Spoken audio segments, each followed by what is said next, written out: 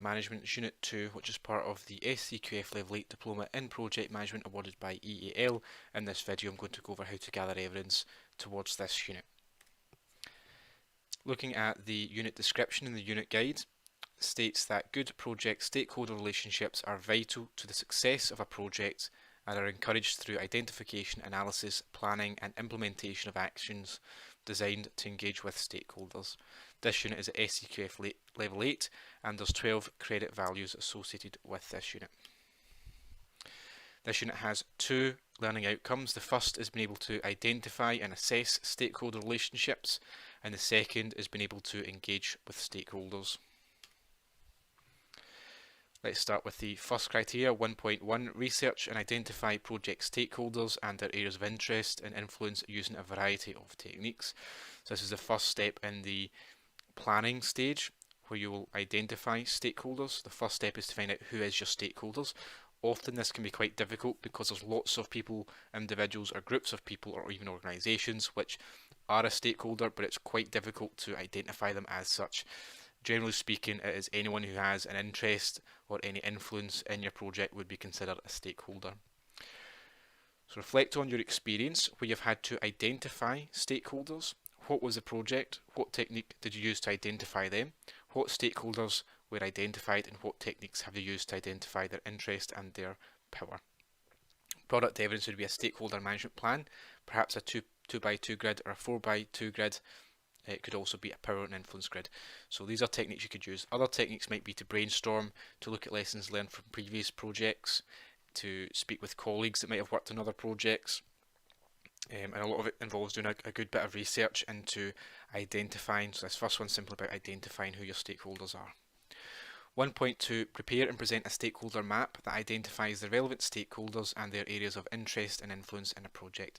So this is you starting to assess your stakeholders by plotting them on a power and interest grid, or an influence and interest grid. So reflect on your experience carrying out an assessment of stakeholders.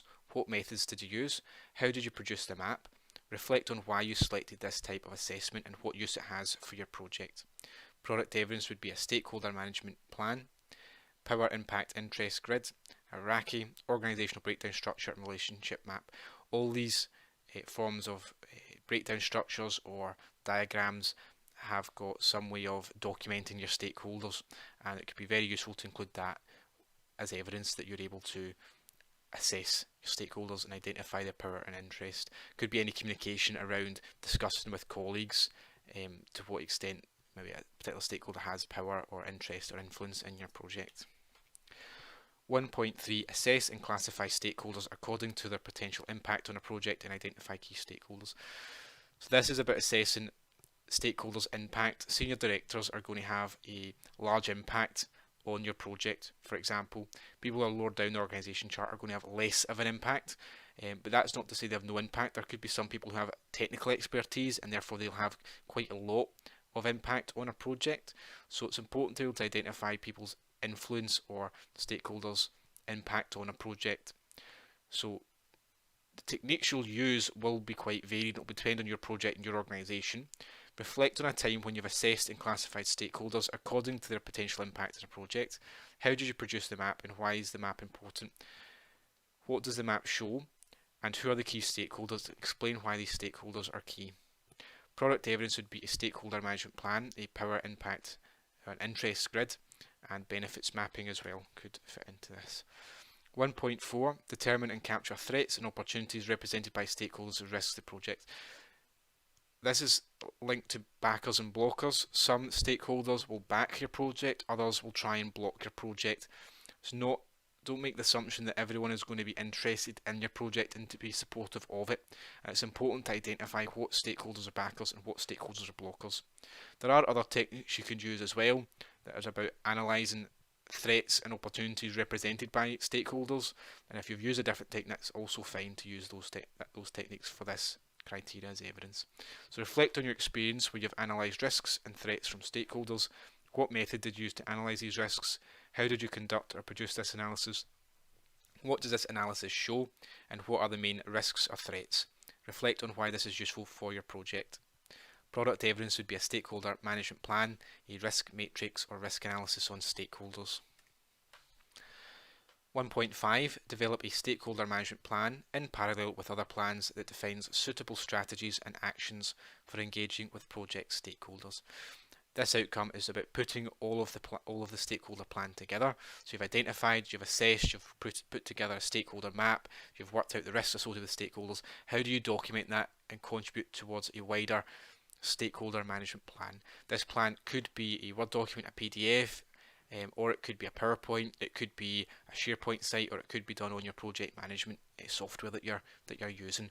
So it depends on what your organisation uses and what your organisation processes are as to how this evidence would look. So reflect on a time where you've produced a stakeholder management plan. What was in the stakeholder management plan? How did you identify relevant information and what did you contribute towards the stakeholder management plan? Reflect on your experience putting together the stakeholder management plan. Product evidence would be your stakeholder management plan, which should outline strategies and actions for interacting with stakeholders. First outcome is about project planning. Second outcome, project delivery. So we're now moving on to your projects running and you are managing and communicating with stakeholders. 2.1 is provide stakeholders with suitable opportunities to engage with the project in accordance with the stakeholder management plan. So that is you allowing stakeholders to communicate and have input towards the project management plan. This one could be at the planning stage. You might want to get your stakeholders' input on the plans that you're putting together, or it could be in the project delivery phase where you are your project's running and you still have to require good communication with stakeholders to get their input and their support. If stakeholders don't get that input, they're likely to turn into a blocker, and that could cause problems for your project. So reflect on a time we've had to communicate with stakeholders to ensure that they're engaged. What was the stage of the project? Why is it important to engage with your stakeholders? Which stakeholders were consulted? Which were kept informed? And how did you identify which was which? Product evidence would be a communications plan. It could be context or pestle analysis. It could be RACI, or it could be any communications where you're communicating with stakeholders, allowing them to engage. Quite a good one for holistic evidence, this criteria. 2.2. Communicate, present and justify relevant information to stakeholders at a suitable time and in a format that meets their needs. This is also an excellent criteria to assess. In fact, this whole outcome is very good to assess holistically where you're communicating. So if you're communicating schedule information, if you're communicating resource information, if you're communicating risks or quality information to stakeholders, then this would cover this point and a lot of this outcome as well, as long as you have enough to cover each point. So this is quite simply communicate, present and justify relevant information to stakeholders, and you're doing that in the right time. And there's a strong link here with the communications unit as well. Reflect on your experience when you've had to communicate or are planning to communicate or present project information to stakeholders. How did you identify which information to present? How is it going to be presented? And when was it going to be presented? What are your reasons for doing this? How did you actually present the information to the stakeholders? Product evidence would be digital communication, email, collaborative tech, instant message, meeting minutes, or a letter. 2.3. Apply influencing, negotiation and conflict management skills to working with project stakeholders. There is an overlap here with the outcome in communication that's about negotiation. This is specific to applying negotiation and conflict management skills to working with stakeholders. In communication, there's an outcome in negotiation and an outcome on conflict management. So holistic evidence should map into this point as well around that. So there are links there. Reflect on your experience when you've had to apply influencing, negotiation and or resolve conflict while working with stakeholders. Who were the stakeholders? What was the negotiation over? What was the negotiation strategies? How did you plan the negotiation? And what happened during the negotiation? Reflect on the outcome. Product evidence would be a negotiation policy, win-win planning, a document outlining acceptable compromises. Could be diary invites and emails arranging meetings or calls. Meetings or minutes report of negotiations or communications between colleagues discussing conflict or negotiation. 2.4. Engage with stakeholders in order to gain their ongoing commitment in accordance with the communications management plan. Reflect on your experience you've had to get stakeholder engagement. Why was it important to get stakeholder engagement? What are the risks if stakeholders weren't engaged? What is the plan set out in your communications plan for communication?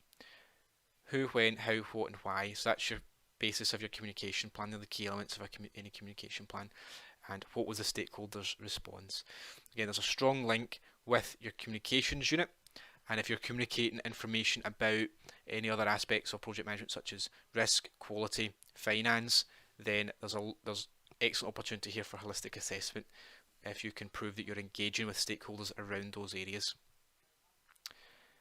Key part of this is about getting their commitment, so you're ensuring that all your stakeholders are committed to the project and they're on side. Product evidence would be perhaps a section from your stakeholder management plan, your communications management plan. It could be communication itself, it could be a plan in action showing communications, it could be meeting or diary invites, for example. 2.5, proactively manage threats and opportunities represented by stakeholders as risks to the project. There's an overlap here, or a link between this criteria and the risk management unit. So if you've already done the risk management unit, there could be opportunity for holistic assessment, where if the risks that you're managing are stakeholders or particular stakeholders, then that should be able to cover this point if your evidence is broad enough to cover this, if there's enough there. So reflect on your experience when you've had to influence, negotiate and or manage conflict with a stakeholder. What was the situation? What techniques did you use? How did the stakeholder respond? What was the outcome? How did this affect stakeholder management as a whole for the project? Product evidence is a stakeholder management plan, risk management plan, or SWOT analysis. Could also be communication if you're actively communicating or sending documents to stakeholders to try and get them on side or to minimise the risk, if you're putting actions in place to minimise the risk. 2.6, maintain and update the stakeholder management plan according to the changing dynamics of stakeholder involvement. There is links here to your other PM units where you are updating the project management plan. So for example, you're updating the stakeholder management plan, you're updating the schedule management plan, risk management plan, quality management plan. If there's an element there of stakeholders changing as well, that could also be used as holistic evidence. This is specifically to do with stakeholders though, so keep that in mind. So for example, a stakeholder might have been promoted within your organisation and they are more influential, therefore you have to change the communication methods that you're going to use with that stakeholder. Or a different organisation has been selected as a supplier, so that's a new stakeholder. Perhaps you're doing a construction project and you've overlooked maybe a community organisation that's made up of local residents. That would also have to be included. If local residents put together some sort of group, you'd have to then include them as a stakeholder, add that into the plan and manage your communication, manage how you're going to approach that. So reflect on your experience when you've updated the stakeholder management plan as the project has progressed. What is the procedure for updating and communicating changes and updates to the stakeholder management plan? What were the changes and updates? And how did you adhere to the correct procedure? Product evidence is an updated stakeholder management plan or an excerpt from your change control procedure. 2.7, maintain compliance with the required levels of confidentiality and with standards of professional practice. This is specific within the context of stakeholder management. So this is essentially adhering to data protection rules, GDPR rules, which are legal requirements. You may also have organisational requirements around how information is managed. This could be things such as keeping information saved in the correct location, not making copies, using certain documents or templates, naming standards, setting passwords, access privileges to the software so only certain people can access information about stakeholders. And also you might have professional practice, so the Association for Project Managers, APM, they will have a code of conduct, and in there is standards of professional practice around confidentiality, data protection, and so you want to gather evidence that shows that you comply with this when you're managing stakeholders. Reflect on your experience when you're interacting with stakeholders. What was the situation and how did you maintain the required levels of confidentiality?